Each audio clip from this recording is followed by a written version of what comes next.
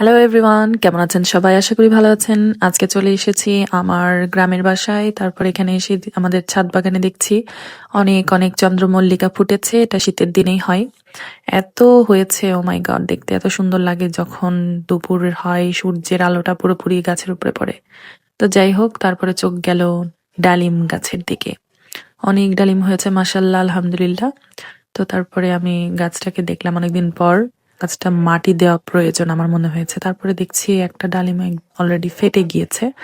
তো ফাটা ডালিমটা আমি হাতে নিয়ে নিলাম। তারপরে মজা করে খাবো। এটা আসলে বেদানার মতো, ভিতরে একদম রেড কালার। অনেক মজা খেতে।